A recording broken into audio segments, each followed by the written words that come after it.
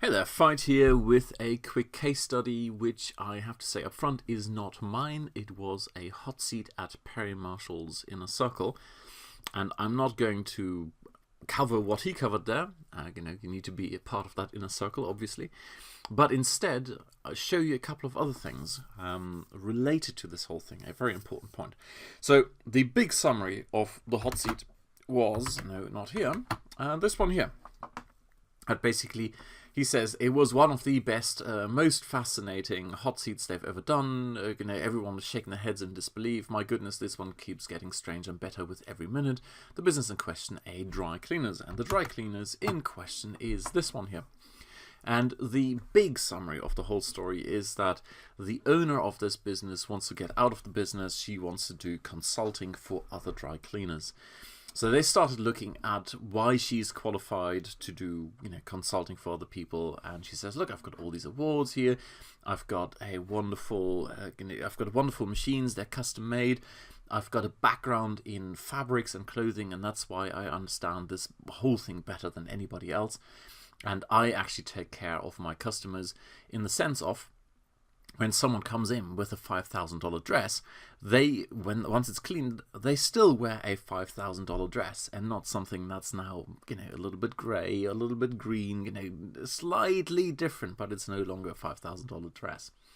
So one big takeaway I can give you from this is that, and I'm paraphrasing here something Perry said, the real USP, the unique selling proposition, is the essence of what you do. And it's not really even what you do, it's your customer's experience of what you do.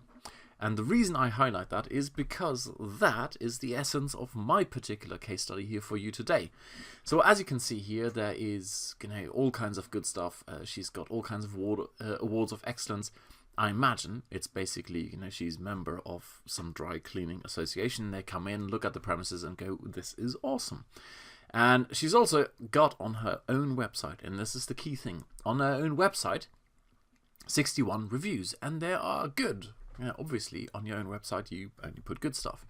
And this brings us to the essence of this case study. So when we now look at, Google her or her business, it's this one here, and we look at Yelp and go, "Ooh, this is not so good, 3 out of 5. Let's go and look at this."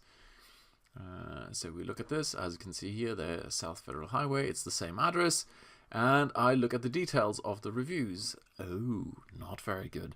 5 stars, 4 of them, and 1 star, 5 of them. Now, I'm not suggesting it's a bad business.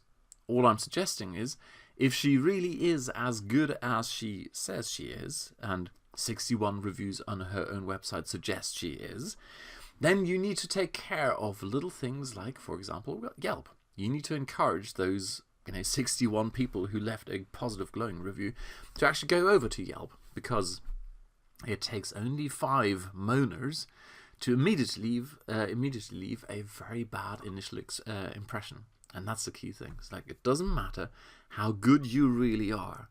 If for some reason one tiny outlet in the world, whether it's Amazon reviews or Yelp reviews or whatever, word of mouth gets out and someone says you're bad, people will look in a very critical way and will be put off by this initial thing, even if your business is very, very good. So there you go.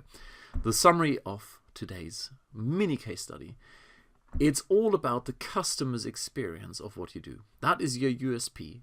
That's how you get summed up by other people in the world, and word of mouth is extremely powerful. So make sure you not only create a great customer experience, but also then encourage people to go and spread the word.